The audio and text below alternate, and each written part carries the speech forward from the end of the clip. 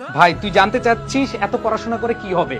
একটু মনোযোগ দিয়ে শুন। তুই যে পড়াশোনা করতেছিস সেটা তোর পড়ার টেবিলে হোক, তোর হোস্টেলের পড়ার টেবিলে হোক, তোর ম্যাথের পড়ার টেবিলে হোক, তুই কি জানিস তোর পেছনে আরো দুইটা চোখ তাকিয়ে আছে? জানিস কি? না জানলে একটু শুনে রাখ।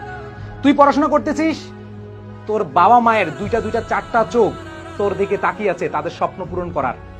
তুই পড়াশোনা করতেছিস, তোর এই পড়াশোনার খরচ চালানোর জন্য তারা ব্যস্ত থাকছে, দিনের পর দিন পরিশ্রম করে যাচ্ছে, তাদের কষ্টের কোনো সীমা নাই শুধুমাত্র তোর পড়াশোনার জন্য।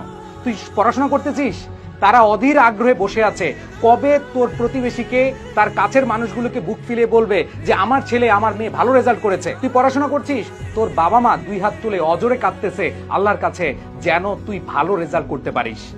ভাই আর কি চাস? বাবা মাকে খুশি করার জন্য হলেও আপাতত পড়াশোনা কর। তারা যে তোর প্রতি বিশ্বাস করে এত এত কিছু করছে, তুই বিশ্বাসের মূল্যটা রাখার জন্য একটু পড়াশোনা করিস, ফাঁকি দিস না। বাবা মা এত কষ্ট করে তোদের খরচ চালাচ্ছে আর তুই মোবাইলে ফ্রেন্ডদের সাথে নির্দ্বিধায় তুই চ্যাটিং প্যাটিং করে সময় নষ্ট করতেছিস, তুই আড্ডা দিতেছিস, এখানে যাচ্ছিস ওইখানে যাচ্ছিস, ঘুরে বেড়াচ্ছিস। ভাই এখন না বুঝলে পরে কিন্তু ঠিকই বুঝবি। সো সময় থাকতে একটু বুঝার চেষ্টা করিস।